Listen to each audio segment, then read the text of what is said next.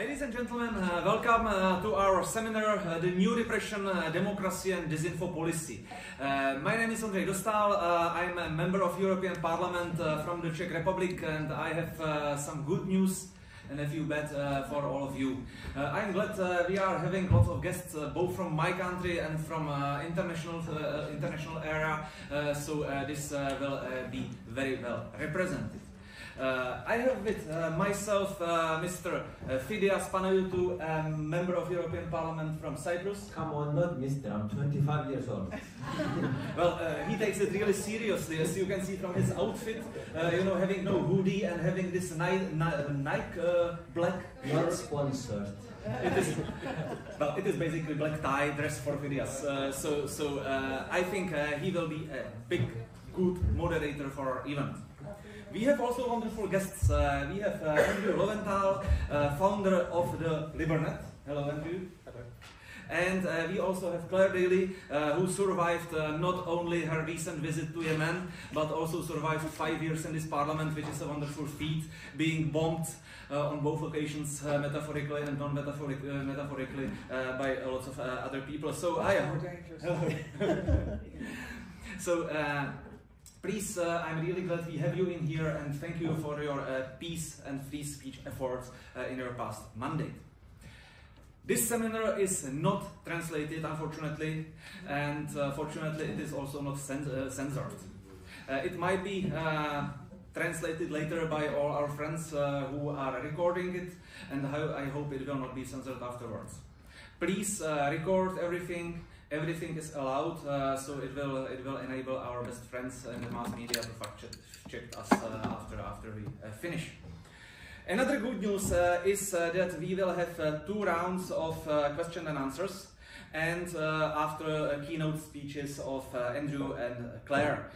We decided with Phidias that the one who has more followers on YouTube will do the moderation, and the other one will do the introduction. I checked this morning our social networks, and I noticed that he has a few more followers than me, so he's doing the moderation, I'm doing the intro. So he will moderate the Q&A, everybody will be able to ask. We have plenty of time for this. Another good news is I didn't write yet my concluding remarks because it wouldn't make any sense to write concluding remarks before hearing our excellent guests.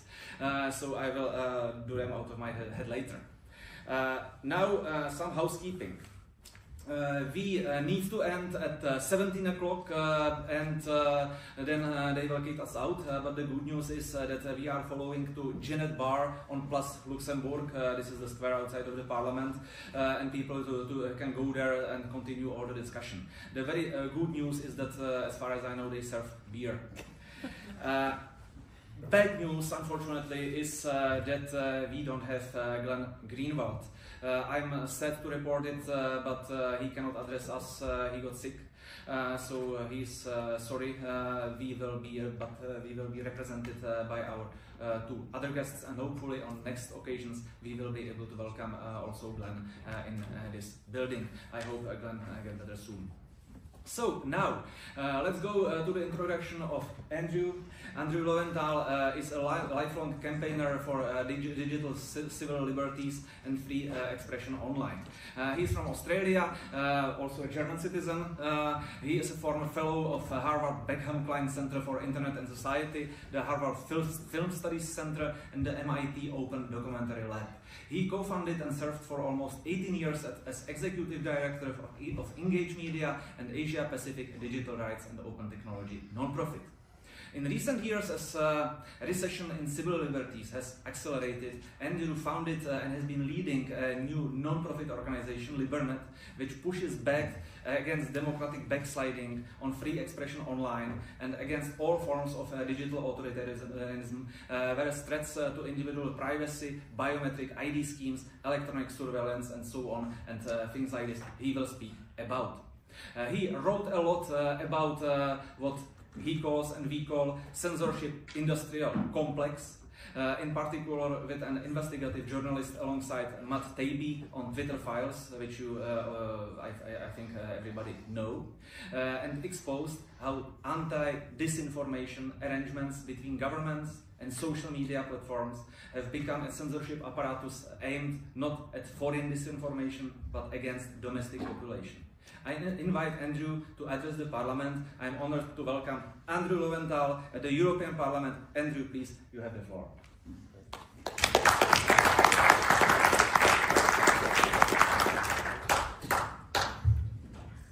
Okay, great. Thank you, Andre. Thank you, Vidya, as well, and also their teams for bringing me here. It's great to be able to speak to you all here in Brussels. As Andre mentioned, I spent a lot of my career working in Asia, particularly Southeast Asia, and repressive regimes like Myanmar, authoritarian countries like Indonesia, the Philippines, regions like West Papua, working with people on the ground to defend freedom of expression online. I had imagined, or in my mind, knew that whilst the West had its warts, for the most part, free speech was something that had been essentially kind of baked into the system, and it was more or less not radically under threat. Come 2016, 2017, Brexit and Trump, whilst of course there had been issues prior to this as well, as exposed by people like Edward Snowden and Julian Assange, we saw a radical acceleration in the West of censorship, essentially, and a portrayal of what were some of the most professed values of places like the European Union.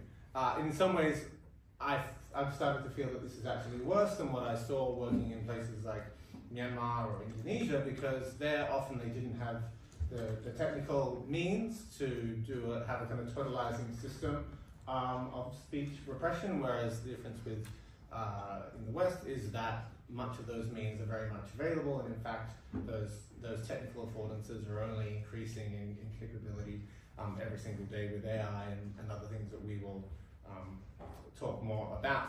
I was particularly blindsided because I, as someone who had spent a couple of decades very much embedded in the left, I had always thought of the right as being the anti-free speech, the censors, the authoritarians, etc. But what has happened, and I will kind of go through this, that will, I think, illustrate this, is that actually much of progressive and liberal culture was Trojan horsed to justify censorship, and actually much of the new support for censorship comes not from the right, although there is certainly significant elements there, but actually from the left, and it's a constant source of disappointment after spending more than 2 decades of my life deeply dedicated to a progressive project, to see just how much people in that sphere have kind of given up, not only given up, but actually, in actual fact, turned against free speech and were, if not kind of to stay silent, but actually against it explicitly through things like the kind of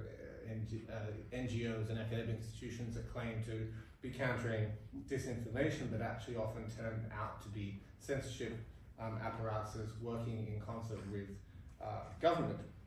So what we saw after Trump and Brexit is really a radical acceleration of this anti-disinformation crisis. So recently my nonprofit LiberNet, we did an analysis of more than 1,100 US federal grants made to counter disinformation or content controls initiatives, including things that might be kind of referred to as kind of counter hate initiatives.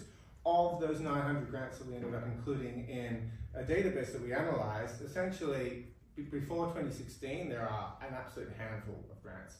Essentially, a dozen, 2 dozen at most, starting from 2008, 9, 10.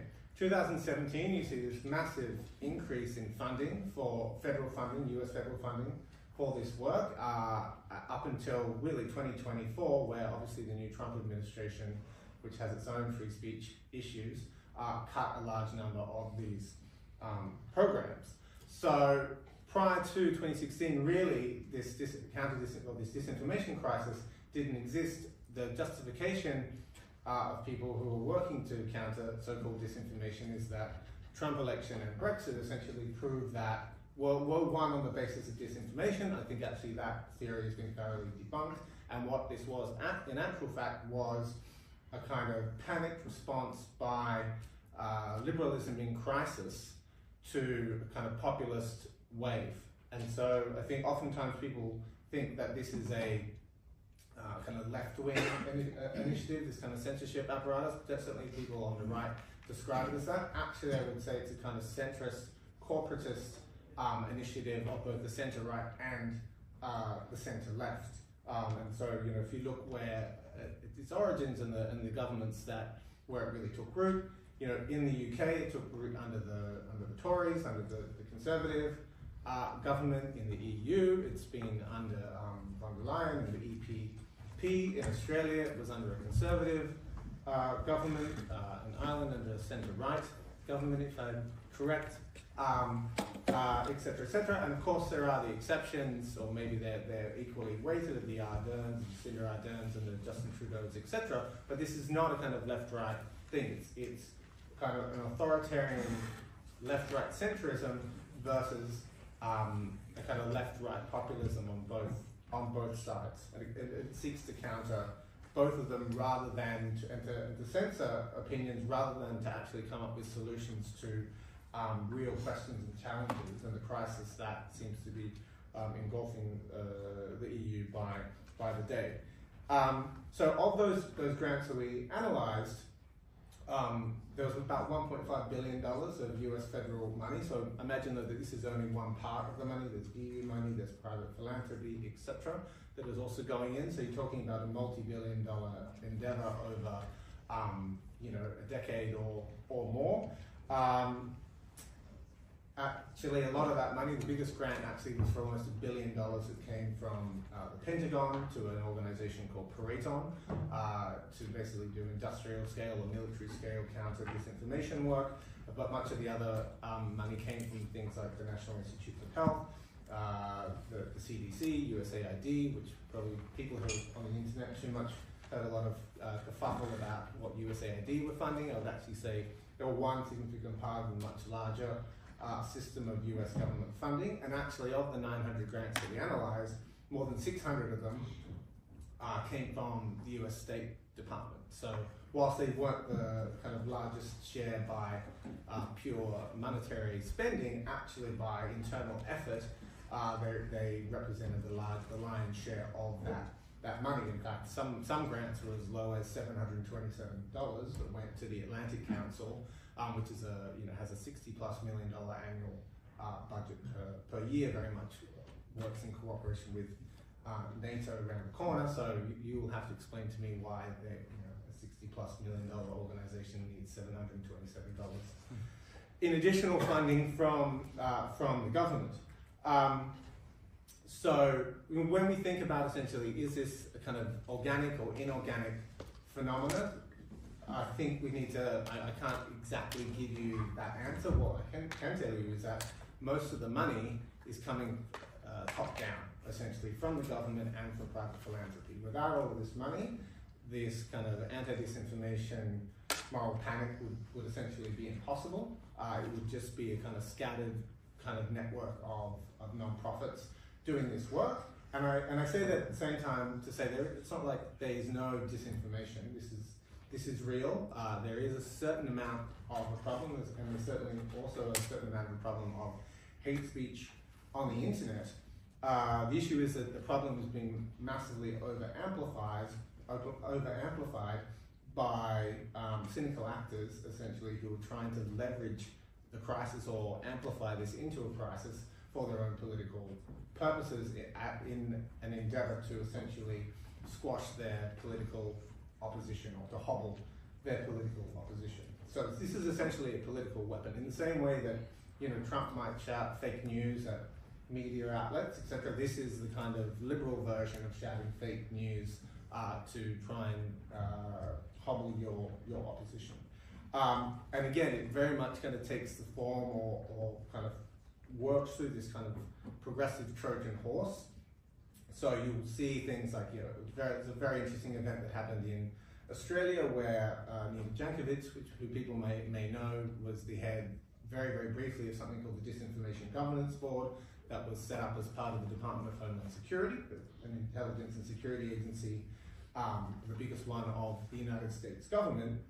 She spoke in Australia at Trades Hall, at a union hall, essentially kind of touting this censorship as a kind of progressive project. In times gone by, when I used to go to that same venue for meetings sort of around corporate power or labour organising or whatever it might be, if someone had turned up from a security or former employee of a security and intelligence agency who wasn't a whistleblower to that same very agency, but actually someone who still essentially backed their mission, they would be kind of heckled out of the room. But this is the new kind of situation where how is it that, what has happened to the culture of the left essentially, that these things essentially go uncommented on and people can essentially present themselves as progressive actors when in actual fact they're former employees of the security and intelligence apparatus. Is it okay if I stop you for a second? Yeah. First, hello guys. I'm very excited to be here. I'm Panayiotou. I'm a member of the European Parliament, the youngest man in the European Parliament, and I just want to set the stage for this kind of event because my responsibility is to keep, as a moderator, is to keep things a lot more fun, a lot of fun. So I will kind of try to moderate the conversation and ask some questions to dumb down the conversation a bit. Because I need to be able to understand as a YouTuber, and because this will be uploaded in social media, we want everyone to understand. So I just want to make a small statement, and then I will ask a big simple question. So we are here to, I'm in Democracy and Shield Committee. The bedrock of democracy is freedom of speech. So that's why we're here. It's very important, and I'm very happy to be here. But so the question that I want to ask to dumb down the conversation is how you spoke about the European Union that is doing this censorship, and you spoke about the United States that is doing this censorship. I want you to explain me exactly what are the methods that they are doing. You explain a bit briefly. What? I'm answering some of that in my speech. Yeah, okay. Yeah, I have that. And Okay. he probably has that as well. Sure, Yeah, so yeah. I'll give you, I'm not sure how fun I can make it, I'm gonna do my best. But to give you a couple of examples of like what that looks like in practice. So, Twitter files, it sounds like people are fairly up to speed on in terms of what happened there. Matt Taibbi was the first journalist brought in to look at those files. And essentially, as he went through them, he found all these academic institutions, kind of centers at universities, NGOs and philanthropic organizations, and he didn't know what all of this was. It wasn't his world. He put out a call saying, is there anyone out there who can help me because of my because of my background working in that NGO space, raising money from liberal philanthropic organizations, etc. I was like, I know what a lot of that is because I know a lot of those organizations and some of those people. So essentially we went through and we found hundreds really of these organizations. To give you an example of like what one of them looks like and what it did, is something called the Virality Project. So this was something that emerged out of another initiative called the Election Integrity Partnership. There's a lot of characters in this. It's a little bit Game of Thrones. So if people get lost, then rewind and watch it again afterwards. I like that you became a YouTuber. You're thinking about the online. That's video. right. I'm trying to help you out here. So the Election Integrity Partnership was set up literally in the words of a man called Graham Brookie, who runs something called the Digital Forensics Research Lab, which is part of the Atlantic Council, that they've just been asked by DHS, Department of Homeland Security, and CISA to set up an election integrity partnership, right? So a request from Security and Intelligence Agency. They did so with other organizations called Graphica, which does a lot of kind of online social mapping, digital cartography, you might call it. Another organization called the University of Washington, and another one called the Stanford Internet Observatory. They had partners in Twitter, Facebook, Instagram, TikTok, YouTube, and several others. So the biggest, almost all of the biggest social media platforms on the planet, and they had a JIRA system to essentially flag to their big tech partners what they saw was problematical content or misinformation And in that project, they literally gave recommendations to the big tech platforms saying, we recommend, if you take this down, we recommend you label it, etc. So that's an example of government establishing a proxy network of NGOs and academic institutions to then flag content to social media for takedown. That initiative became something, or followed on to become something called the Virality Project, which was essentially aimed at so-called countering vaccine misinformation during the COVID period. And they literally gave advice, and this is emails that we found in the Twitter files, that these platforms should consider true stories of vaccine side effects as misinformation. So true stories in their rubric were misinformation, again, from a network founded out of security intelligence apparatus. And then so a simple question, the platforms could say no, the platforms could but say no. they went with their suggestions and they censored all the information. Well, they didn't censor everything. They censored some and they didn't censor others. They also, there's evidence to say that they knew that there was kind of government involvement in the project. There were people from CISA, Cybersecurity Infrastructure Security Agency, on the flagging platform as well. So, you know, you would make a decision. So sometimes they push back and sometimes they didn't. So it isn't necessarily, I would agree, always a problem that the government is kind of pushing for the censorship. It's also a problem of the culture in the tech companies, in academia, in NGOs, that they see this just by default as legitimate content for censorship. Because they just couldn't imagine, or they've been taught not to be able to imagine that actually maybe there might be some legitimate criticism here. And I'll give you an example of very legitimate criticism.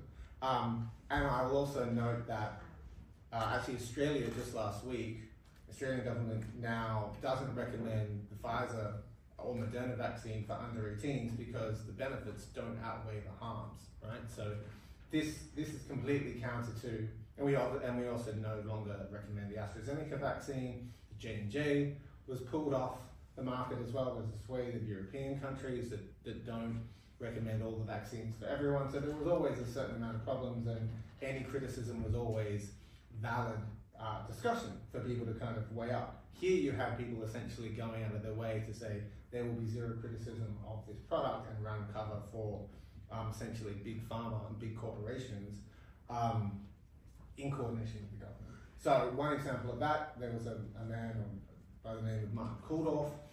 He was co-author of something called the Great Barrington Declaration, which some people may have read. It was signed by hundreds of thousands of medical and public health professionals, scientists, etc.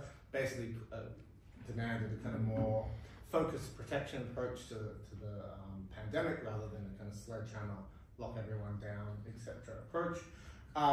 He made a tweet that said essentially that if you've had COVID or you're a child, you don't need to take the vaccine. So again, this is now in Australia, for at least for the children, the recommendation of our own government.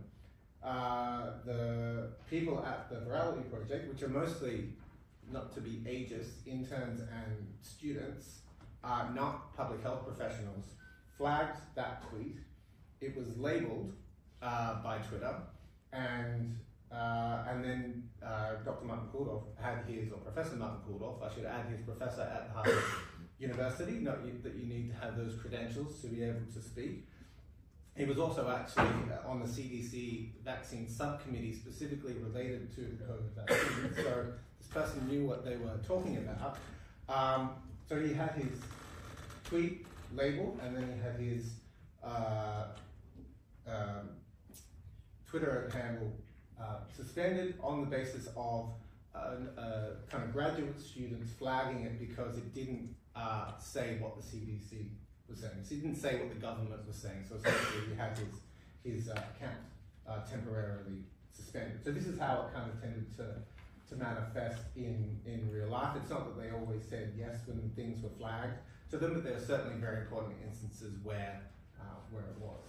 So can you explain a bit the difference between the United States response and the Europe response? It was the same? No, definitely not. And I don't know as much about the Europe response as about the United States response. And actually, that is some of the research that we're doing now, is trying to map most of the NGOs that we mapped and academic institutions that we mapped originally for this expose on the censorship industrial complex were 90% American.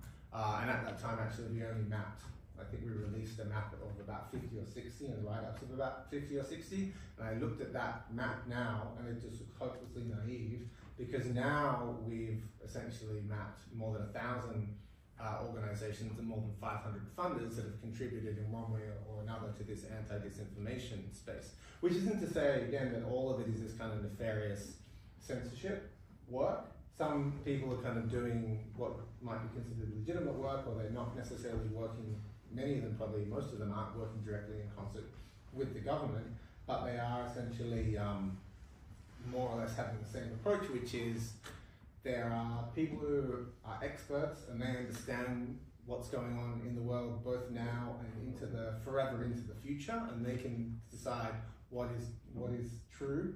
And then there are the kind of plebs and the masses who don't understand anything and need to be guided by these kind of enlightened ones. So it's essentially a highly elitist understanding of how knowledge production and truth works, and how truth is aimed closer at, and I think that is part of the problem. It's not necessarily just these kind of heavily coordinated initiatives. It's a kind of overall ideology, which is that the people are dangerous and the experts are here to rescue us. And actually, the part of these initiatives are there to protect the experts from criticism, even when they get things wrong, which I think is the exact opposite of what you should be doing. Experts are fallible, we need experts, but we need experts who can learn and adjust and advance knowledge and take in feedback, not kind of just tell people to be quiet and sit down every time they hear something that they don't. This is what science is. It's just proving the other person wrong and proving your theory. So we need to allow this to happen. But do you have any closing kind of remarks and Sure. to Claire?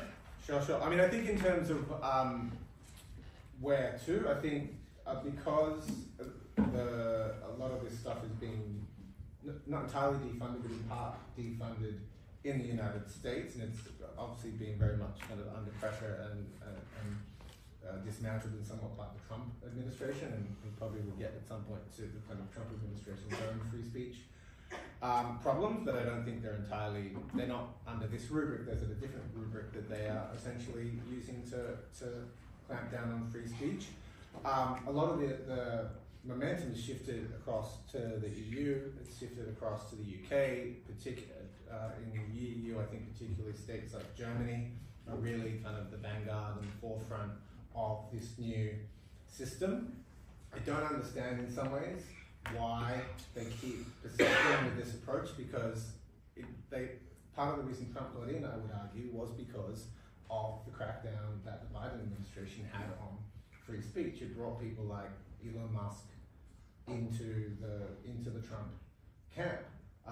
And I would say, for the EU needs to stop doubling down, even for their own sake, because I think this is a failed strategy. It's not actually going to work. I think there needs to be a quite honest conversation, or frank conversation, within kind of progressive liberal left circles about what went wrong, like why has there been this turn against free speech. I think a lot of the now pro-Palestine activism is understanding that now that their free speech is being impeded upon, that maybe there will be a kind of drift back to go, okay, well, we need to stand up for free speech all the time, not just when it's convenient for us. But I also think we need a whole bunch of new outlets and platforms, because at the moment we're all corralled into just 3 or 4 or half a dozen at most perhaps platforms to express ourselves, and we really need hundreds and thousands of different federated social media platforms, so that they can't just be controlled or shut down by the government bureaucrats at their whim. So to summarize your end is like you said, the United States is in a better direction than we are. On this specific issue, it has new free speech challenges, which aren't so much the remit of this conversation, but I don't want to come across as like, yay, Trump has rescued us and everything, free speech now brings in the US because there's a whole new problem there. But the rubric of weaponizing, countering disinformation to shut down speech, yes, that has taken a serious blow. It's certainly not over in the United States. Okay, move to Claire. Okay, Claire. And I will put here the microphone. She has the microphone already. Well, I think we should thank Andrew for his speech. We should also thank him for surviving the questioning by Phidias. Phidias has to question because, you know, he is the member of the Democratic Shield Committee, which is the only shield of our democracy against all the enemies of the European Union. Thank you for the important work you are doing. The Greek told it that you can return from the battle with a shield or on a shield. So I hope that democracy will not return on a shield from all these battles. It's not very good news in democracy and shield. We are not the majority in the democracy and shield that we want freedom of speech, guys. So that's why we're doing these events, to convince people. And now it is a good time to introduce Claire Daly. It is not necessary because everybody in this house already knows Claire Daly. She is from Ireland, a campaigner, activist, trade unionist who served as a local councillor from 2000 and then as a national MEP in Ireland from 2010. And she already had a formidable reputation of an opposition legislator, winning many policy victories and taking the Irish government to account. During COVID and during the past tenure in Parliament, you held European bureaucracy to account with a great success, and I hope you will tell us more about the nice or less nice things which happen here in Europe. Thank you, Claire. Well, thanks very much, I suppose, first and foremost to everybody for being here, some old faces, some new, but a special thanks to Andre for organising and for Phidias for being here, because we meet at a very dangerous juncture in world history when very few people at European leadership level, either in member states or here in these European Union bodies, understand the scale of the repression which is undermined and ongoing at the moment, let alone are prepared to do anything about it. So we are extremely grateful to Andre for organising this event, and we're very lucky that he is here. And yes, let's give it up for Andre. And I apologise to Phidias if my comments are not sexy enough or fun enough, but I would genuinely, in the spirit of comradely goodwill, appeal to be given the time to allow to make the points uninterrupted, because I think it needs to be spelt out, and we have the time. You are very serious and aggressive. I will let you speak for as much time. There will be loads of times for questions afterwards. It's just a better, for me, it's a better way of delivering the points holistically, if that's okay with people. Now listen, in this building a couple of weeks ago, downstairs, the Irish Commissioner, the main man, Michael McGrath is his name, he's responsible for rule of law in the European Union, and he addressed the plenary session of the European Parliament. And he told MEPs on that day that democracy is the founding value of the European Union, together with respect for rule of law and fundamental rights. He told them that freedom of expression, freedom of assembly and association, and the right to participate in democratic life are enshrined in EU treaties, the Charter of Fundamental Rights of the European Union, EU legislation, and common constitutional traditions of member states. And he then went on and told them that citizens should be able to form their own opinions in a public space where there is access to reliable information from a plurality of sources with different views which can be expressed, where political discussions can be confronted, and where it's possible to disagree with one another. Powerful stuff indeed. Who in hell would disagree with that? But it's so brazenly out of touch with reality that I think many people would have found themselves scratching their head and going, where is this utopia that he's talking about? And none more so than myself and my colleague, former MEP Mick Wallace, who's also here today, who know the Commissioner well. And we knew him from our time in the Irish Parliament, and he never stood out then as a crusader for democracy. In fact, he was a member of successive governments which were entirely actually undemocratic in their nature. And his newfound interest in democracy actually was, you know, kind of particularly uncharacteristic until you looked at the title of the debate that he was introducing. And it was called "The Hungarian Government's Drift to Russian-Style Repression, Legislative Threats to Freedom of Expression and Democratic Participation." In other words, in layman's terms, this is the ongoing standoff between the centrist parties which have ruled Europe for decades now, who call themselves liberal, and the so-called illiberal regimes on the other hand, led by Hungary's President Viktor Orban. And then McGrath's words make sense, because the real reason why the EU leadership stands so staunchly in defending free speech in Hungary is that it's speech that they agree with. And it's an entirely different matter if you have speech which they don't agree with. And that is the context of the European Union's disinformation policy. It's the fundamental point that people have to understand. It has nothing to do with democracy. It's a tactic that they use for people they don't like.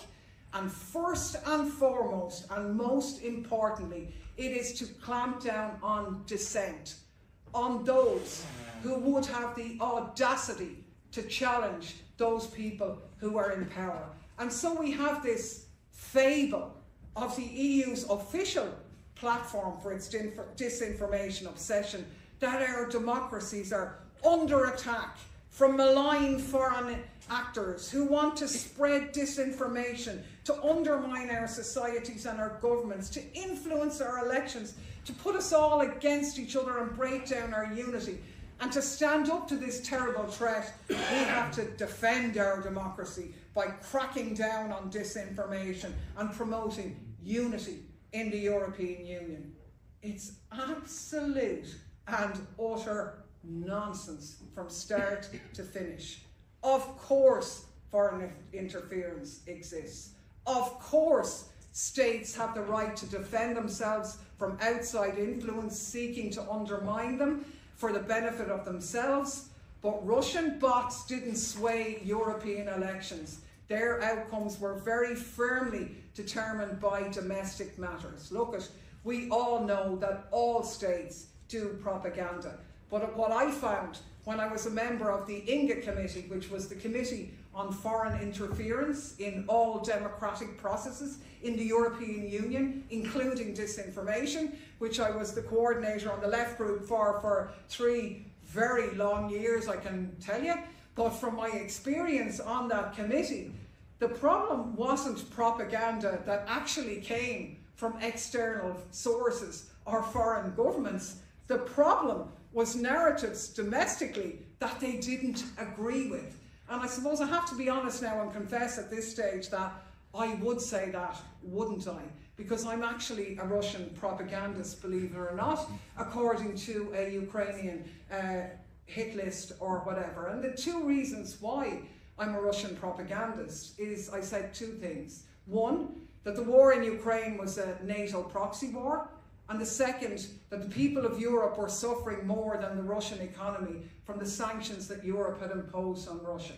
Now, I happen to stand over both of those things here, but rather than engage with me on the content of those issues, on the fact that Stoltenberg came in here and told us that NATO provoked the war, on the pauperising reality for European citizens crushed under the cost of living issue, rather than discussing those issues with me and taking responsibility as the European leaders who brought them in, it's much easier to smear me as a Russian agent or a Russian propagandist. And that is what the European Union's disinformation policy is designed to do. to silence anyone who questions their narrative, the official narrative. And to do that, they even have a toolkit to whip us into line, to suppress certain kinds of speech and to manage the kinds of information that are allowed to circulate in our society. So, as Andrew said, if you question their COVID policy, you're an anti-vaxxer. If you criticise Israel's genocide, you're anti-Semitic. And if you argue for peace in the war in Ukraine, well then you're a Kremlin stooge or something like that. That's basically what's going on here, and how the European Union is going to deal with that disinformation comes under the Defence of Democracy package. They used to call it when I was here. I mean, did you ever? Like, it's just pathetic. It's even been rebranded worse now. It's the European Democracy Shield. I mean, where do these people get off? And the committee is even called the European Democracy Shield Committee. And you literally could not make this stuff up. And the whole basis of it is that ideas are now dangerous, and they pose a fundamental threat to our democracy, allegedly. The public sphere, the media, social media, where our society learns about itself and public opinion is shaped, this is now a battleground. Words and ideas are weapons, and the European liberals are here to save us from that, to defend us from these outrageous attacks.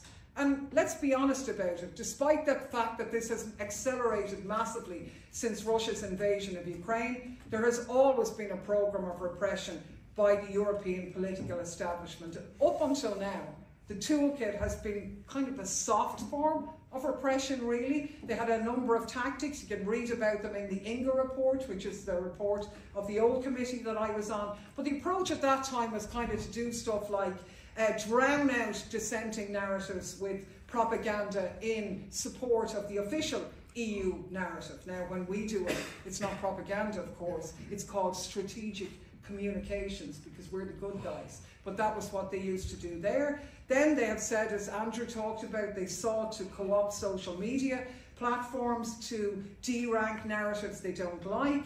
And then they've pumped funding into these so-called fact-checking organisations to police online discourse. Now, we warned about this. They even toyed with the idea of making contradicting governments a crime. Did you ever? They had to back away from that one, because that would be even a little bit too far to go, and you'd have to bring in legislation and a court case to deal with that.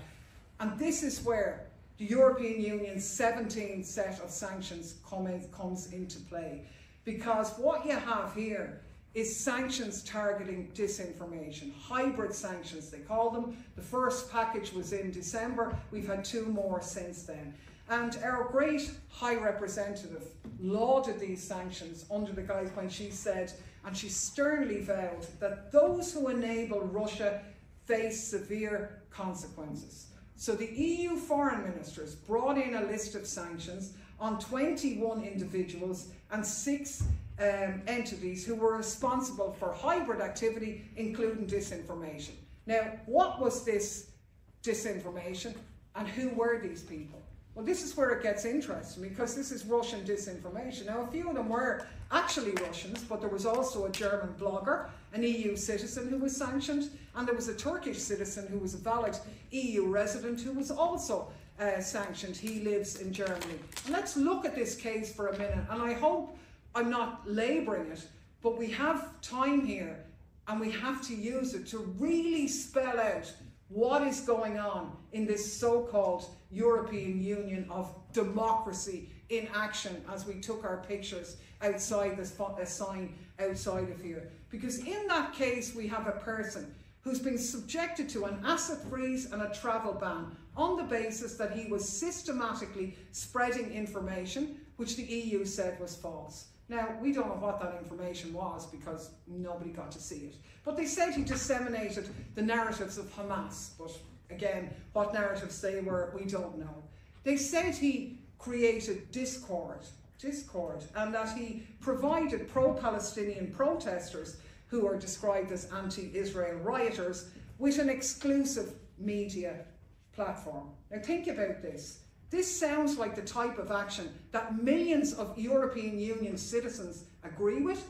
trying to force their governments to end complicity with the genocide in Gaza. In fact, many people believe there should be a lot more discord created in Europe to deal with this. But even if you don't agree with that, you have to ask yourself the question, how in God's name is any of this linked with Russia? That's a tough one to sort of, well, I'll tell you the answer to that one because I have it. Seemingly, pro-Palestinian action undermines the stability and security of the European Union or one or more of its member states. And sure, that's what the Russians are all about. We all know that. So therefore, pro-Palestinian activity is supporting Russia and you can be sanctioned. Now, I'm not being flippant about this. This is the actual reality of this. I don't know the facts of the case. Nobody does because it hasn't been published. But what it looks like is a person who was involved, nothing to do with Russia, who was documenting German police crackdown on Palestinian protests, and in retaliation, the German authorities slapped them with an EU sanction. And if it can happen to them today, it can happen to you tomorrow. It is almost unbelievable, but you have to get on that page to realise the seriousness of what is at stake here. Now, in democracies, we're supposed to have a rule of law, don't we? God almighty, you hear about it often enough. In this place, you think it was their bread and butter. But that means if you want to punish somebody, you have to charge them with a crime. That crime has to be defined in law. Once you charge them, due process has to come in. They have the right to know the charges against them. They have a right to see the evidence. They have a right to a trial in open court, a right to defend themselves, a right to free speech that they can use there. And then the state can only impose a sanction when they've carefully considered all of those things beyond reasonable doubt. Not anymore. That's gone now. Depriving people of their rights based on rumours and innuendo is exactly what these hybrid sanction packages are about. It's as simple as that. I wouldn't normally be in the habit of quoting Politico, but sure, look, we'll break a habit seeing as we're here. When they even saw some of the dossiers, and they said one of the packets that had somebody sanctioned was 10 open source links with varying degrees of reliability. Another was 9, another was 4. Articles in publications like the Financial Times and Reuters were heavily relied on, badly translated, probably AI translated articles from Russian and Ukrainian sources. One was a lifestyle magazine affiliated with the Russian government, but it generally talked about cookery rather than actually news and all this sort of stuff. There was even a woman who was sanctioned for performing a concert in Crimea. I kid you not. I mean, this wouldn't pass muster in a classroom, not to mind a courtroom, but this is what's being talked about as evidence in the European Union. Evidence of Russian interference. No oversight. Civil servants draw up a list which is on the advice of the Commission and Member States, and then 27 EU foreign ministers go behind a closed door and vote to sanction you or not. And if you're targeted by an EU sanction, you don't hear the charges against you, you don't get a trial, you don't get a right to defence. You basically, the first thing you find out about this is a letter coming in your door telling you that your bank accounts have been frozen and that you're banned from entering or leaving the country. And the guy who was sanctioned in Germany, I'm just going to briefly read his account of that, because sometimes we bandy words around here about things like sanctions and they seem a bit depersonalised. Well, what does that actually mean to a real person? Well, this guy explained it, and he said, I haven't been charged with anything. I haven't stood trial. I haven't been found guilty of any crime. I've no chance to defend myself. But the EU sanctioned me for my pro-Palestinian journalism and stripped me of my rights. I'm not allowed to buy food. I'm not allowed to buy medicine for my children. I'm not allowed to pay for my lawyer. I'm not allowed to leave the country I live in. I'm not allowed to enter the country I live in. I'm not allowed to get a job. I'm not allowed to make payments. I'm not allowed to receive payments. I'm not allowed to pay my rent. Every single time, for every single case, I have to submit a file and ask permission. And then I have to wait several days for approval. And in case any of you are feeling a bit sorry for him and think that you might send him a few bob just to help them out. Well, I'd be very careful about that, because you too could then be sanctioned for the crime of circumventing a sanction from the European Union, and you could find yourself on a sanction list as well. Now, this kind of sounds like tin pot sort of stuff, but this is democracy now in the European Union, and it is the new repression, as Andrew calls it, because we have hybrid sanctions against EU citizens for exercising the very rights that Michael McGrath lauded in these buildings a number of weeks ago as being enshrined in our constitutions here. So what we see is, in their so-called battle between democracy and authoritarianism, the European Union is becoming incredibly authoritarian in their actions. It is an absolute abomination. And every foreign minister who sat in that room and voted for those sanctions should be called to account by the members in this House. And I really would urge MEPs who are here present to contact Michael McGrath and to make that point. There really has to be a concerted effort, and we'll probably deal with it in the Q&A in a minute. And I know, because I was there before him in the previous committee, I'd imagine life is very difficult for Vidius on the European Democracy Shield Committee, but this has to be made an issue there. It has to be made an issue in the Civil Liberties Committee, and I really think members here should coordinate their work in that, in terms of how it's going to be raised over the next period. I think there's also a need for a really serious joint effort for members to take legal advice and to look into whether this is something that could be taken to the Court of Justice on the basis of the general threat to all EU citizens' rights which exist from this. Now, obviously the problem with that is impunity. There's limits to what procedural challenges can achieve, but if there's no pushback on this, which is why this meeting is so important, then they're going to go further. There has to be broad political support built to challenge what's happening here. You've got to go from this and organise in your home countries to talk about this. You've got to speak in your communities and tell people what's going on, and that it's a threat to them and it's going to get worse. Honestly, there is really a very small window left to do anything, and it's crucial that we organise to do something before that window closes. So, in conclusion, this is not just about speech. It's really about the fundamental right of expression, the most fundamental right we have and tool we have as citizens.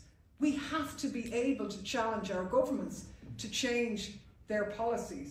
But that's what's in the firing line now from all of this stuff. You mightn't care about whether someone was silenced for pro-Palestinian speech or whatever. That's not really important. You don't have to agree with the issues there, but you have to recognise the danger of what's going on here. Because if it's them today, it's you tomorrow. And tomorrow is already here. When I was on the Inga committee for those 3 years, every single thing they didn't like, they called it Russian interference or Chinese interference or Iranian interference, didn't matter who it was. So it was anything. Catalan independence movement, Russian interference. The peace movement, Russian interference. Eurocritical politics, you name it, whatever it was. That's the name of the game here. So if you care about the ability to do opposition politics in Europe, you have to care about this issue. And that's what this meeting here is about. It's a platform to begin to expose that, because the first task in changing something is understanding that it's broken and giving information about that. And that's what we're doing here, and that's why this is important. But it's not enough on its own. We've got to go from here, get the message out, and organise for the right to hold our governments and our leadership into account, and not be conned by the spurious ideas that what's happening in our societies and the very valid criticisms that our citizens have is somehow the product of infiltration from out external sources. So I leave you with that. Let's go out there and take them on, because literally our right to survive is at stake here. that we have to, in law school, that we have to be very careful about the meaning of words. We were taught the famous Lord Denning speech, quotation from Alice when the Humpty said that it is about who is to be master when interpreting words, and this is something very dangerous. But now we have a commissioner who says that we are protecting free speech, whereas we are violating free speech by these actions, and it is very wrong. As many of our Czech colleagues know, I was for a short time in the Pirate Party because I liked that they said they are protecting free speech on the internet. But when I went to the internet and told that the COVID vaccines do not provide collective immunity, I was kicked out of Pirate Party. So what is it? And now they are telling us we are far left or far right or far something, whereas we are basically the same classical liberals we were all the time, and I think this is a bad thing. Andrew, it was very interesting also speaking about the NGOs. I wonder if somebody who's getting government money from government is any longer a non-governmental organization. Well, it is a governmental organization, and I think if these people are trying to govern us, they should be elected, or they should not govern us. It is bad enough if we sponsor them from our government or EU government, but sometimes they are sponsored by US government from the USA. Oh, thank you for this. Well, I think it is a time to come up with the foreign influence laws, not the ones that Orban has, but the one the US has from 1938. They are basically the same, but of course US FARA law is good, and Orban FARA is bad. Well, this is something to speak about. Concerning COVID, well, everybody remembers the issues. We were in the WHO, and we told the guys there, please do not use the word disinformation, because people are, well, vaccinated against being prevented from speaking about science.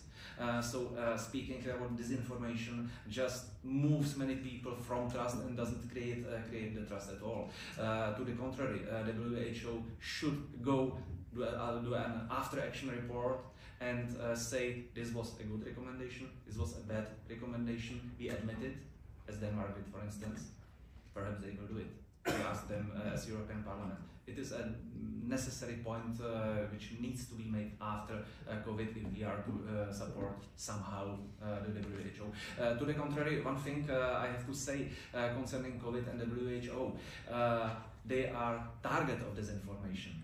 Why? Because the local governments who did all the lockdowns and closed the schools, they say now it was the WHO which forced us to do it. But the WHO people said, and they are right, that they never forced any state to close the schools. It was the local guys who did. It was Andrej Babiš in Czech Republic, it was other governments around the world. So we need to say who is responsible for policy, and no interference from this debate should be tolerated. Ladies and gentlemen, I was 11 in 1989, and before then, as a small child, we were told that the murderers from the Wall Street are going to throw all the nuclear bombs on us, and only the Soviet Union and the Warsaw Pact is protecting us from them. It was quite fun when I studied in Missouri, United States. I told the guys, well, you are the murderers from the Wall Street, you were going to kill us. Agreed? Oh, they were surprised. Now everybody is telling us that the Russians are going to kill us, and the murderers of the Wall Street are the only protections against them. Well, it makes somebody think, and I think that at least we need to discuss about these things. And free discussion is the program for our next hour, and I leave now the word to Phidias to guide us through this process. Thank you very much.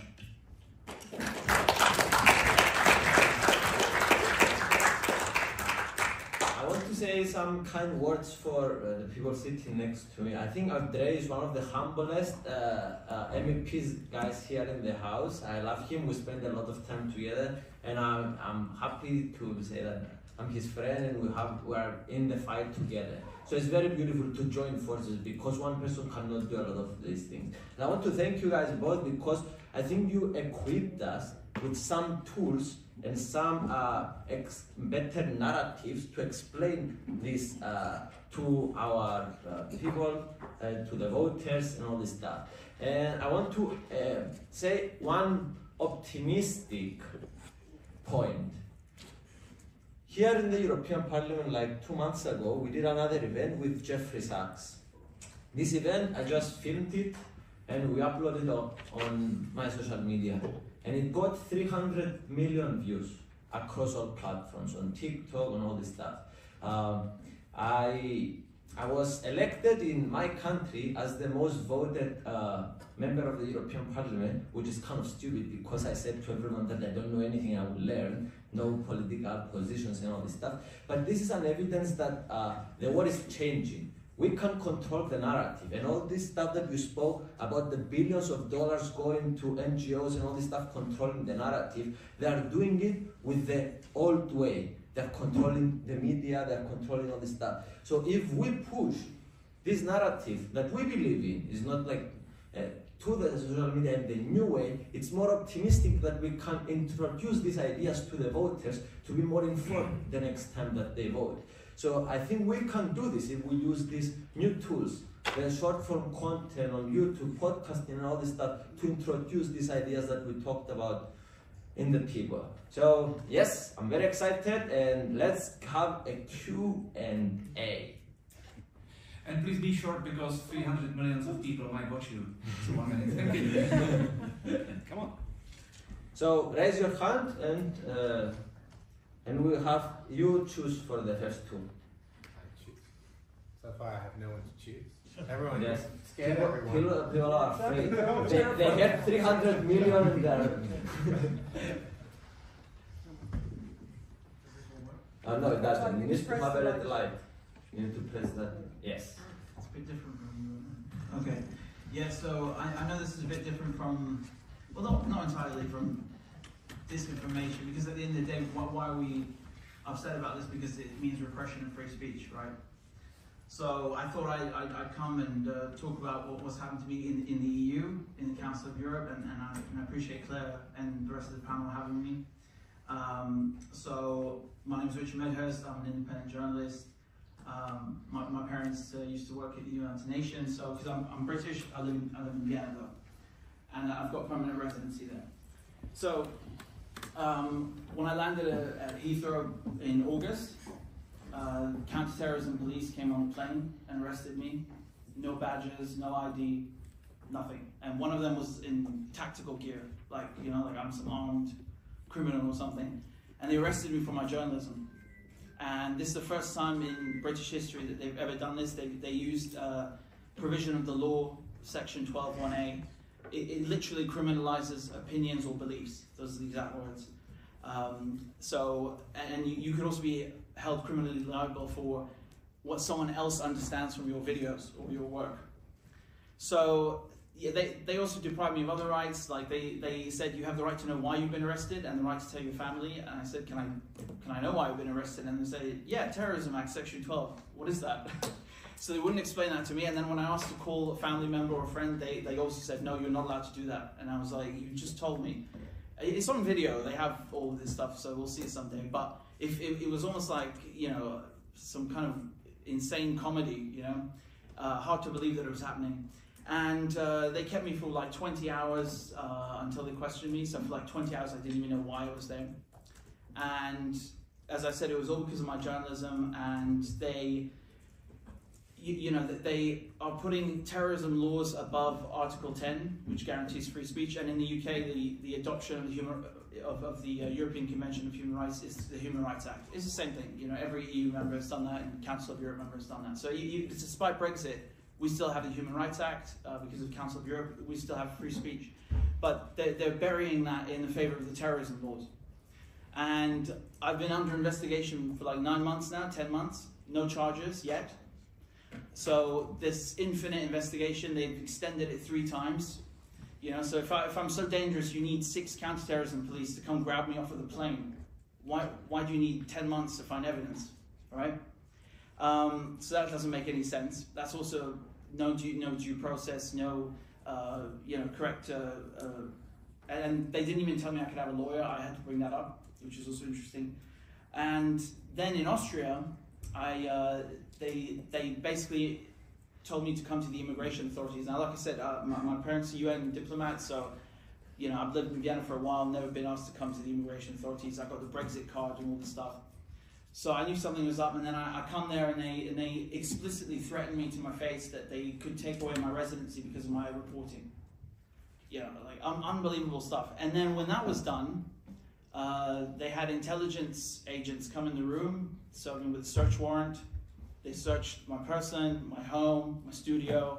They like took like 20,000 euros worth of equipment or more. Like they came back the next day with like papers like this much of stuff that they took, you know, listed. So they're also putting, you know, your right to residency, your right to free speech. They're burying that in favor of terrorism laws, and once again they've never used this kind of stuff. And here's the funniest part: is that in Austria they didn't just say that it's like supporting terrorism. They said that I'm a member of Hamas. It makes me a member of Hamas. And I tried explaining to them they don't have Christian members in Hamas. It's not allowed, and they just wouldn't get it. And there's a higher court that actually found that they illegally raided me. They didn't have permission to raid a journalist's you know, domicile or workplace and handle journalistic materials. But despite that, they're still investigating me, and I'm not getting my devices back. So it's like even when the courts are on your side, you're still not on your side. And I think it's a very, very dangerous precedent, because these laws have never been used in this way before. And it's not just disinformation, it's terrorism. And I mean, this is like revocation of residency. Claire, you know. is it the person that you were talking about? Yeah. What? Yeah. No, it's not him. It's not him. It's a different case. No, that's she was talking about someone else who got sanctioned. I haven't been sanctioned, but they basically stopped my work. I mean, they took all my stuff, and just to give you an idea, like how vindictive it was, they even took things that don't have data on them, like Faraday bags, cables, adapters, you know, things that literally, you know, analog equipment. Well, what are you going to do with that? So the message is very clear. We want to cripple your work. We want to stop you from reporting, because we don't like you telling other people the truth. And this escalation that you know, like Claire was talking about, that you are now part of this information campaign that we don't like. I mean, this is insanity, you know, saying that I'm a Hamas member and stuff. And they try to like link me to everything else. They say weapons trafficking, like human trafficking, like with no evidence, right? There's no evidence for any of this. But they're still able to do it. And that's happened in an EU country. You don't obey what Andres said using this. He said to be short. I tried to condense that as best as I could. So yeah. I have a good news for you. I knew about another terrorist who had $10 million bounty on his head, and he happens to be a head of state, and now everybody likes him. So I wish you good luck. But I think the due process part is also important, and hopefully the courts work. We also need the political part to work. That's for me. Yeah, just to finish on that note, the Foreign Secretary in the UK went and visited Giuliani, and you had the former head of MI6 on Sky News praising him and his people as resistance fighters. So they technically broke the exact same law, but no one is punished. You know, so I find that very, very, very interesting, and that was after I was arrested. So very, very hypocritical. And I was one of the only people who covered Julian Assange's case. I was in court in London for years, and I saw what a political persecution of a journalist looks like in the UK. That one was with espionage, and now this one's with terrorism. So yeah, it's definitely unprecedented and dangerous. So what can you say? I mean, he's a living example of exactly what we were talking about there. And this is serious, and it's coming to a town near you. If you're doing something that those in power don't like, you could be like Richard. So yeah, it's terrifying stuff, and we need to wake up to it. We should also bring anyone has a question, raise your hand, we're going to go with it, but I think we should also bring a bit the conversation to me and then we went to Russia. We went to Russia to promote diplomacy. And also recently one person, he was here, an MEP from ECR, he went to Russia and they kicked him out, the group, because he went to Russia to promote diplomacy.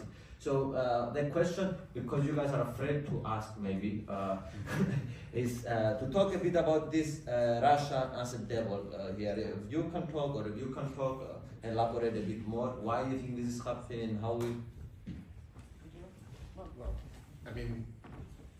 I think one of the interesting things is that one of the first things that did happen in terms of kicking off this anti-disinformation panic was essentially Russiagate in the United States, that Trump was essentially elected with Putin's help, which turned out to be based on this fabricated Steele dossier from the Clinton campaign, etc. And that was, then we had 3 or more years essentially of the media spreading what was disinformation, out and out disinformation.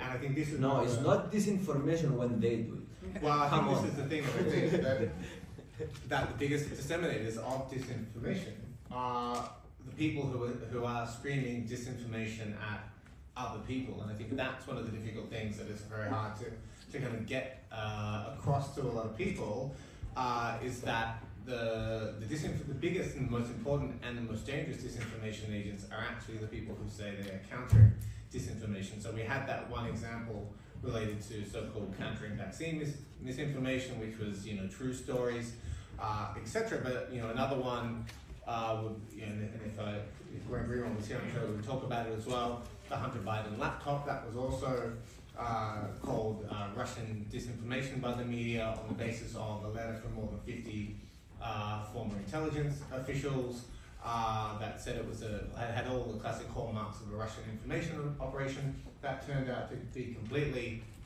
untrue. It was a real laptop. It was known at the time to be a real laptop. The Washington Post and the New York Times and essentially all the mainstream media have now acknowledged that it was a real laptop.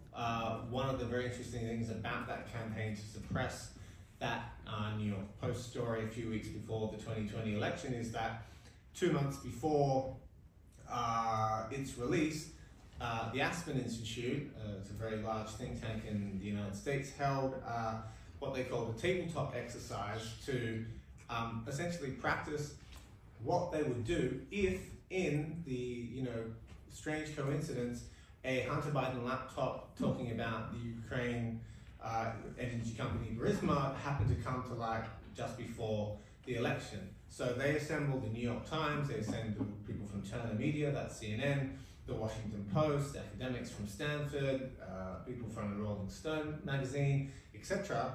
And they essentially practiced page by page. You can see this in one of the Twitter files that was first released by Michael Schellenberger, and then I followed up on it with a second report. Page by page, day by day, how they would respond 2 months in advance of this laptop becoming publicly known. So, and amongst the people who were part of that exercise was actually a counter disinformation organization called First Draft.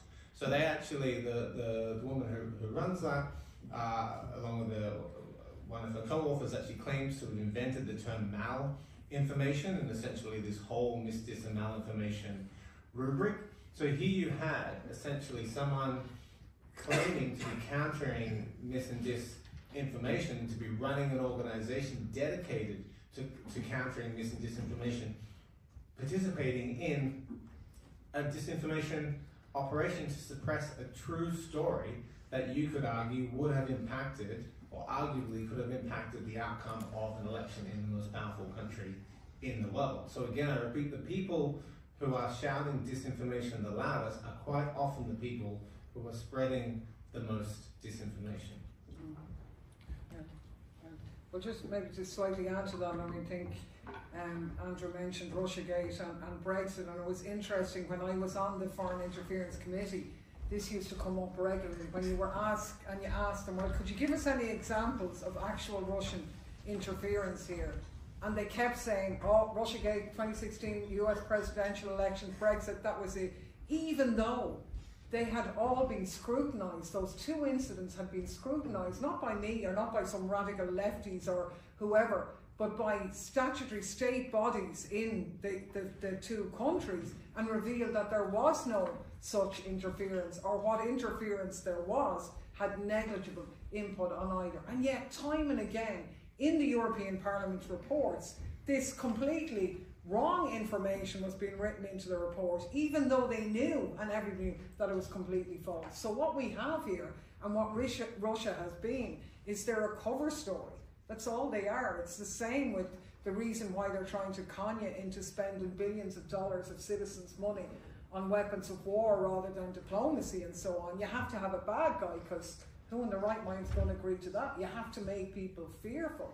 So we call it Russian interference, but it's not without any evidence. It's to prey on fear and different, and that is just absolutely insidious. It's a cover story to silence dissent at home. I mean, we used to make the point that truth is the first casualty of war, and it used to be always so. But in previous wars, you could at least put forward an anti-war position and be engaged upon on the merits of the argument. Now you don't need that. All you need to say, if somebody argues for peace, or with you going to Moscow, oh, Kremlin bots, Russian agents, and they're either at worst in the pay of the Russians, or if not, well, they're just useful idiots, and that's the end of it. Those responsible for the mess we're in don't have to explain themselves, because they can just dismiss you with a smear. And Russia is that smear, even though there's no basis to it, and even though the logic for all of us going forward on this Eurasian continent is to work cooperatively with each other to invest in diplomacy and against war, rather than the madness that we're empowering now. And information is part of that. It is a battlefield, because information is power. So they're trying to mess with people's heads in relation to information. They're trying to distort the reality, make people afraid to disseminate information or to speak their opinions out loud. Because who wants to end up like Richard?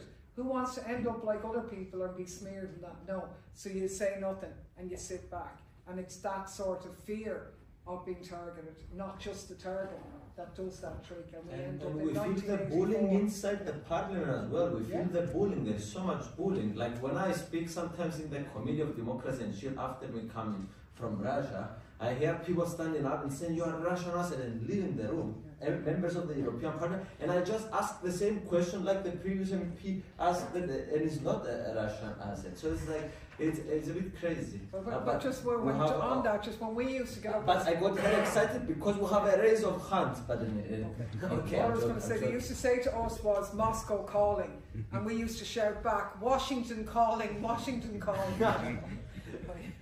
Okay, can you close your microphone and then continue. Yes. No, you. Thank you for asking a question. Yes, actually, it's not a question. I worked 10 years in the European Parliament before being targeted myself by incredible witch-hunt as a Putin agent and so on and so forth. And so, as quickly as possible as I can, 2 examples that I witnessed of how the so-called house of European democracy is becoming totalitarian. So first in 2016, I started in 2014. In April 2016, there was a Finnish Green MEP who was a former minister who wanted to show the movie of a famous Russian movie maker who was living in exile, Andrei Nekrasov, and who was famous for mainstream documentaries on Arte and so on and so forth against the Putin regime and so on. His last film was the Magnitsky Act, Behind the Scenes. He started like, well, he followed the official narrative, was totally convinced about it, but he found out that the official storytelling was impossible. There were too many contradictions. And so at the very last moment, his movie was cancelled. And so that Finnish MEP, I won't give the name, but she was forced to cancel the event in the European Parliament. And I think 1 or 2 weeks after, the film was supposed to be shown on Arte, so French, German channel, as you know, and it suddenly disappeared the day before it was supposed to be shown. And this is a big thing because that story led to the first Western sanctions against Russia in 2012, implemented by the US, John McCain, etc. And then during COVID, to a copy from the EU. So it was passed in December 2020. And so it was not possible to even have a debate on that story. And the second example, because I have to be as short as I can. So you talked about the EU, the US Russiagate. That's true. There's EU Russiagate about a news portal called Voice of Europe. And I was targeted myself because of that, because 3 of my former MEPs took part in debates, interviews, and there was, just to be also short, an article published by Eddie Watts in Politico. He interviewed several MEPs who took part in debates, and some of them were openly Putin, anti-Russian, and they told him, well, we were free to express ourselves, we were not censored, we were not lectured, but okay, so then journalists see there's something not good about it. The website was shut down immediately, and he concludes his article, well, but most of the MEPs went against the EU standard talking points. What are the EU standard talking points that you cannot discuss? And it's crazy because it was called Russiagate, but as far as I know, there was no Russian involved in that news portal, but Ukrainians who had either to leave their country or at least they couldn't, their news portal, the channels were suppressed by Zelensky. And there were American citizens, there were British citizens working for that news portal. And all of a sudden, yeah, it's Russian disinformation, nothing to... Yes, I stop here, sorry. To comment shortly on this, I understand that countries which are at war actually are pursuing war propaganda. It was like this all history. I understand it in Russia, I understand it in Ukraine. European Union is not at war, and for us it is necessary to openly discuss what is happening in the world and what are the proposed or possible ways how to work with Europe foreign policy. I understand that some people are for one path and other people are for different path, but the discussion needs to be allowed, otherwise we are ending in substandard, in the wrong paths of policy. But how to achieve it? This is, by the way, if I may add to this with a question myself. I lived through COVID times. I had some expertise, I'm a lawyer, not a medical doctor, on pandemic matters. I would understand that I would be corrected or fact-checked by a professor of medicine, of public health. But it didn't happen so much. But what happened? All the fact-checking was done by people whom never nobody knew in the area of public health before 2020. They started to be experts on public health in 2020, and all the media took them as fact checkers. How is it possible? And now we see it also in international relations. The most vocal fact checkers and media speakers are not professors of international relations. These are basically activists. How is it possible in both media and in social networks that people with no CV, basically, no experience, have so much attention and so much success? It's a very good question, and it's interesting to contrast because if you dissented from government opinion, you were immediately told, well, you're not an expert, you're not an epidemiologist, you're not a vaccinologist, you're not, etc. But if you're a celebrity who is promoting the same products, that was completely acceptable, even though you knew just as little, if not less, than the people who might have been criticizing it. I mean, often what we found in the research we did was that what they were doing was basically checking the social media posts against government advice. So whether it was the CDC or any kind of other national health authority, which basically means they were there to enforce the government line, which again is why I'm so confused when it comes to progressives and the spaces that I used to hang out with, which were essentially about questioning authority and about questioning the government. And here were people getting behind essentially this idea of there is only one right answer. Even if it changes, the right answer is always what the government says. And I think history shows us that quite often governments get things wrong, and we don't have to look very far. You go back a day and you'll find a government being wrong, and go back 10 years, you'll find it 1,000 or 2,000 or many, many times. And it's completely anti-ethical to essentially the spirit of open debate and the way science itself works. So the question is totally right, whereas how did these people get into positions of authority where they would even be listened to? So why does Twitter listen when the Virality Project sends them a report or sends them a flag of a tweet or whatever it might be, and says, "Oh yes, we'll take that down"?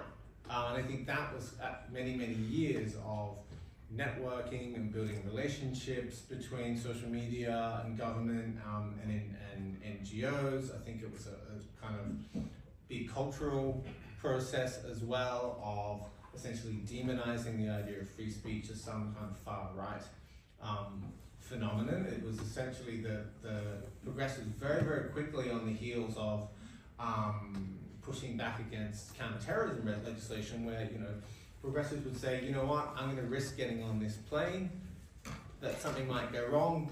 My civil liberties are more important than your repression in this instance. And then, 5 seconds later going, actually, we must have safety at all costs, and freedom is a dirty word. So, and I can't entirely explain to you how that happened, but what I can say is I think it was a combination of organic and an inorganic process, and the inorganic part is all of this government money that flowed into it to incentivize these NGOs and the academic institutions to essentially change the culture around speech to make it acceptable to start censoring people if they were the wrong kind of people, if they were, anti-vaxxers, Russian stooges, like you name it. There's essentially a pejorative for every single person who has the wrong opinion. And I think but I don't think it would have been possible, because so much of this work is front-facing. Right? You can't kind of take this content down without people noticing. You need to have these organizations. Like, there are obviously this kind of new style, which is more terrifying and emerging, but essentially everything's been proxied through these social, cultural, political organizations. You also means you can reverse it, in that you can convince those people that they're doing the wrong thing, and this is not in the spirit of what free speech and free expression and democracy, as was told repeatedly, is meant to be about. And here, if I may follow with question to Claire, because I sort of understand when, for instance, a big pharmaceutical company which had $100 billion of dollars of profits of some product is spending money on social networks and media to promote the product and to promote the policies which leads to consumption of the product. I quite understand when somebody who manufactures arms proposes policies which leads to consumption of arms. But what I don't understand is actually the position of the left, because as I understood the concept of left, it is protection of interests of working people who produce the value and who end up in any wars as soldiers, and who need to pay from their taxes all the costs of a failed, for instance, pandemic procurement or things like this, and who cannot escape all the things like lockdowns and things like this, whereas rich people can go to some other part of the planet where it is freer. But what moves the left politicians via these directions? Now, that is an absolutely impossible question for me to answer. I mean, myself and Nick were in the left group for 5 years here. We didn't really find too much leftism going on in it, to be honest. I think the left lost its way on an awful lot of issues. It will probably take us all afternoon to deal with that. But I think we're kind of talking about a bigger problem, if you like, because this is a whole of society shift. Like, how did we go from the place where, as Andrew said, a job in the media used to be, when you grew up, you wanted to be in investigative journalism, because that's what journalism did. It held power to account. people wanted to be revolutionaries, to change society, to do all these things. But suddenly now we're in an era where, as you say, this fact-checking exists. And I think the reason why the people have no CVs and don't have the expertise is that they're the precisely right people for the job. Because they don't want people with expertise. They want people who will promote the official narrative of that. That is their job. And that is the job that has become the job, if you like, of mainstream media, which has been gutted out of any sense of independence or so on, and is now really filled with, you know, apparatchiks who, you know, it's not the same media that it was, which is why people are moving away. Phidias is right, they're moving in the direction of social media. That gives us a huge opportunity, but obviously the powers that be, as we've discussed, are moving to clamp down on that space as well. And do we trust the arbiters of some US tech company to moderate our content any more than I trust Michael McGrath or the European liberals? No, I don't. Because truth is different things to different people. And we have to move away from this thing that it's black and white, that things are black and white. They're not. They're grey. Because your perspective changes. If I stand up in this table and look down at the floor, it's very different than if I lie on the floor and look at it. It's completely different. It doesn't mean I'm lying. And we used to have a democracy where what people had was an exchange of views. That's what we called it. But that doesn't happen now. Because an exchange of views means I say something, you say something, I agree with a bit you said, you agree with a bit I said, and then we both come away and we maybe change our position a little bit, or we do more, and we move on, or we both agree to disagree. And that was how we moved on and learned. But now you can't. If you deviate from the narrative, a label is put on you. And that's incredibly dangerous, and I think that's what's happening here. And the reason why they've probably got away with it is there has been, and it's probably linked to the left as well, there's been a hollowing out of activity in society, of activism, of ordinary people organising. We've been through hard times in Europe. There were the austerity years where people in our country were pauperised and made carry the debts of the bankers. We saw that in Greece and other countries as well. Life was difficult. With COVID, where people were locked down and driven feckin' mad, like, you know. So these things are there. So it's difficult for people to organise. But a lot of the trade unions lost their way. That space of activism was gone as well. So people aren't engaged and not involved. And if you're not engaged and you're not involved, well then, and you're coming home and you're tired from work, or you're in a precarious job and you just want to flop in front of the television with a ready-made dinner and watch something else, well then they can get away with the stuff that they're getting away with. And that's kind of why we're in the place where we are. They've allowed get to that space where people aren't questioning. Now things are changing now. They're beginning to change through loads of things, through people watching a live stream genocide, through people in Europe pauperised under a massive cost of living crisis. People don't have the luxury of not doing anything. But like, the reason why they're attacking ideas is that, I mean, it was Malcolm X who said, you know, the media are the most powerful organisation in the world. They have the ability to make the guilty innocent and the innocent guilty. And that's what they are. And whether that's on mainstream media or it's in social media, that is kind of the power that they use. And the only way you can contradict that, and we can use social media as much as we're still getting away with it, but ultimately that will probably be snookered as well. And there's no replacement for activism, for grassroots activism. And we probably have to get to a stage where big corporations or states don't control the media, that we have more cooperative or collective action between the people who work there, between the communities, between the people involved who police that information. Because we're the only ones, because information changes. You know, everybody knows the difference between a big lie, like for me saying that is a chair, of me saying, well, I think that's a nice drink. And Andre goes, well, I don't, I think it's desperate. So, I mean, we can both say, have an opinion on something, and I think people know the difference. Okay, we'll have, let's go. Oh, sorry. The same problem, but now we have the DSA agreement, and we do appeals against Czech Telecommunication Bureau, which should help us and which should solve this problem. But it's forwarded to Irish regulator, and it ends there without any subsequent reaction. and silence and nothing happens at all. Do you have, as Irish citizen, some advice for us what to do with it?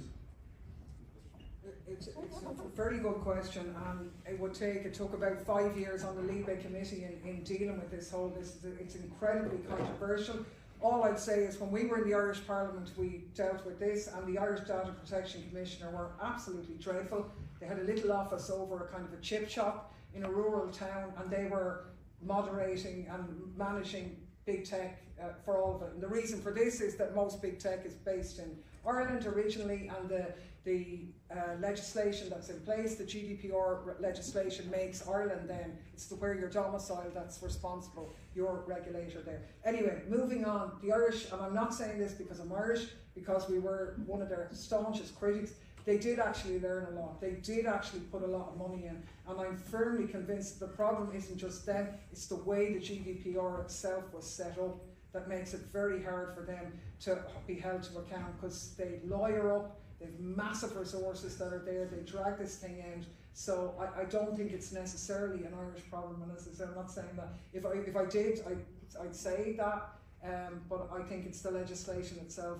But because it was so controversial in getting that legislation through, they'll never look at it again, because they feel they wouldn't even get it to be as much as it is.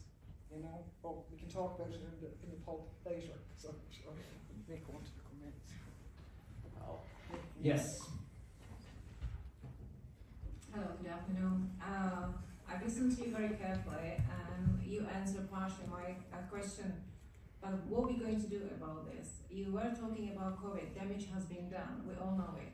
Then you've been talking about vaccines. We knew it's wrong because I work as a critical care nurse, so damage has been done. There's lots of people left harmed, and now they're completely invisible for the system, right? There was a young man talking about his case, damage been done, no one been punished. Now, it's been too long now, people are depressed, they actually resign from jobs, the families are broken, and if you have a little bit strength to talk and fight, then you will be labeled as the Putin agent or whatever we all have been through. So, you actually said, and you're correct, I blame big media as well, and also Ursula von der Leyen and government. But you have 720 members here, but maybe quarter of them are normal. The rest of is actually not fighting for people. They've been elected by people. They're supposed to fight for the country they've been voted for, and they're not doing that. So what would you advise to people to do to fight in normal way, to survive and open the eyes for the other people? Because it's been too long, as I said, we all been through, and I would say the strength is actually running out, and we cannot wait until the EU will be completely broken down, because I'm sure that our lives will be much more damaged. Thank you. Yeah, very good question, and I mean, I think it sort of relates to the fact, in my opinion, that European politics is becoming more like the USA, where there's a complete disconnect between the citizens and those who are elected to basically, you know, the lobbyists. He who pays the billions gets the president, and that whose policies are implemented regardless of what the people think. And the European Union, who has 60,000 official registered lobbyists here in Brussels, not to mind all the unofficial ones, they're the ones who've corralled the Commission, which is the one with the power here. That's who they listen to. They're completely disconnected from the citizens, and many of the MEPs are as well. In many countries, only a tiny amount of people vote. The Parliament itself doesn't have a huge amount of power, and it's deliberately structured like that to put a barrier between the citizen and where those decisions are being made. So they've taken power from member states, from national governments, and there's creeping developments to try and take more and more, to have decisions made by majority, which for small countries and that will be a nightmare, because you have the big players deciding. That's the trajectory that the European Union is on, and the only way around it is that you can only dig where you stand. I can't go and change the situation in Cyprus. I've never been to Cyprus. Do you know what I mean? You've got to be organised. So in the Czech, you've got to start where you stand, and everybody can do something every day. It is about educating, agitating, organising. People who are here go home and tell 10 of their neighbours what they heard, you know, develop into Richard's case or whatever, or to the information Andrew gave, and people go slowly. It's not enough, but there is no alternative around from that on the ground organising, you know. I mean, I'll only add that I actually think we're in a better position than we were 2 or so years ago. I kind of actually think of the darkest hour in some ways as being around 2022-ish. And I think a lot more people now understand this system than they, I've basically worked in and around issues of like propaganda and since I was like in my late teens and doing protests and etc. around all this kind of stuff. And I was totally blindsided by COVID, believed everything for the first 6 to 12 months, and then was sort of going, what's going on? Things are just not adding up here, and there's so many contradictions and hypocrisy. And I think that a lot of people were still operating on what I kind of refer to as kind of an Iraq war model of propaganda and censorship, and we hadn't updated to this new kind of networked post-industrial system that we see now of the shadow banning, the down ranking. You can't kind of see it as clearly as you used to be able to kind of see the propaganda and the censorship. And I think now people have a much better understanding of what that looks like. And I think that censorship is very costly. And I think this system is extremely costly. And you don't do it flippantly. You don't spend this amount of resources if you're not trying to essentially prop up a system that is essentially faltering. So I think the system itself is very, very weak. And that's why you essentially have this kind of lashing out to kind of try and put this genie back in the bottle, because the kind of centrists can see that they're losing their grip on things. People are unhappy. There's a lot of problems. There are a lot of crises. They seem to refuse to want to address them. I don't entirely understand. Like a lot of this could be solved by addressing some of the kind of complaints that a large majority, at least very large minorities, have of their current situation, whether it's around cost of living or others, unless they just believe that they cannot solve them. And so the repression is the only solution that they think they can come up with. So I think that if I can kind of do a positive takeaway, I think that people have a better understanding of like how this new system of kind of managing public opinion works, and they think that it's happening because the system itself is quite weak, which is essentially an opportunity for change.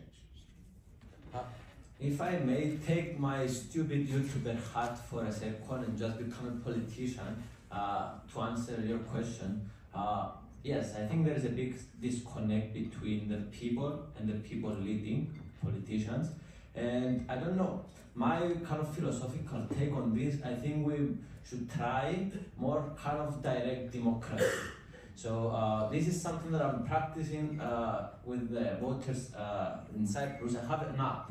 So a lot of the stuff that I'm voting here in the European Parliament, the voters that elected me in Cyprus, anyone can download and vote what I will vote in the European Parliament. And slowly, I kind of vote what the people want in a way. And this is what the politicians should do. Not always, when it's about basic things. So this is kind of one solution that I came up with. Maybe it's a step in the wrong direction, but it's definitely a step forward. Yeah. So we have another 2 questions. Andrei said. Mick and then Mick. No, Jan. It's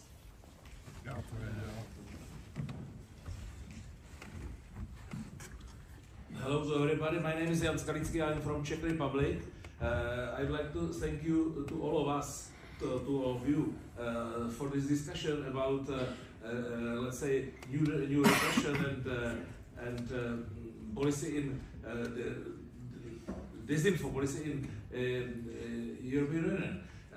To be quicker, I'd like to ask you, Ondra, to translate my question, because it will be much more quicker for me to say it in Czech language. Come on, you speak good English. No, thank you. For me, it will be much easier. Ondro, ta diskuse tady, která je vedená ohledně té dezinfoscény, ta je velice důležitá pro nás, ale já si myslím, že tady pořád nemáme ještě úplně odpověď na to, jak uchopit ten dopad. To znamená, my jsme před 30 lety v České republice vlastně žili v situaci, kdy 90% lidí vědělo, že to, co je v mainstreamu, je lež. A nevěřili tomu. Dneska to je tak, že jak v covidu, tak ve válce na Ukrajině, tak v dalších tématech my víme, že se v podstatě ta dezinfoscéna nenachází u nás, ale nachází se v tom mainstreamu a přesto většina lidí vlastně na to nereaguje. To znamená, že máme tady po covidu a přestože covid ukázal, co dokáže, a ty jsi to tady řekl, Andrej Babiš nebo další politici u nás, tak přesto je schopná v podstatě ty strany volit. Takže moje otázka je, jaký je váš odhad, kdy vlastně v evropské, se to zobrazí v Evropském parlamentu, nebo kdy prostě budeme schopni se vlastně dostat do toho bodu zlomu, kdy většina společnosti bude reagovat na to, co se tady teďka řeší, změnou jak volebních preferencí, tak vůbec jako uchopením těch témat, a kdy se dostaneme k tomu, že budeme moct nejenom nadávat na to, že ta dezinfoscéna je na druhé straně, než je prezentováno, ale kdy to dopadne na reálnou politiku. Děkuji. Quite hard to translate. The thing is, Jan says that the world is changing. We are on the verge where many people don't trust the mainstream, trust the opposition discourse. But he asks when, according to your opinion, it will break. And when and how will it happen? Do you have any expectation? I mean, I don't think I never make. I try not to make predictions. I mean, I think it's breaking all the time. I don't think there's one singular moment. I think actually you've seen a huge number of ruptures in the past few years where people just stop believing. I mean, I think that is what a lot of the populist movements are. Is that people essentially saying we don't believe what you're saying anymore. So what it looks like when it reaches a critical mass, I don't know. I mean, some people would say what it looks like when it reaches a critical mass in the United States is what you're getting now. That might not be what a lot of people want, but it may well be something uglier first before it becomes something more beautiful. I mean, I think that so many avenues are being kind of shut down for what would otherwise be a cooperative or kind of cogent discussion about where to go and how to proceed. That I think it's going to be very, very difficult. I don't think it's going to be some easy solution. It's going to be things breaking one after the other until hopefully we hit a positive critical mass rather than a negative one. But I think to go with what Ben was saying, I think it's a lot of on the ground work and organising to essentially get us into that much better position. And I think we already are, because I think people understand much more how this kind of new system works, but also at the same time, AI is already here. A lot of the system already uses that. So there's going to be new forms of repression and propaganda and kind of distortion of reality. And I think that things are, there's no easy solution or easy answer, is what I'm saying. It's all in the struggle. Thank you very much. Now I have to conclude because I have a message that another group is waiting from 1700. Thank you very much. Thank our guests, Andrew, Claire. Thank you very much.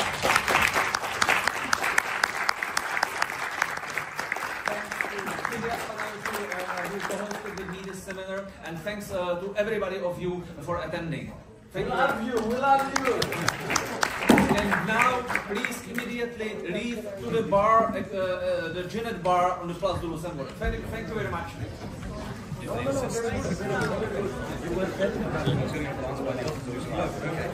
we can continue.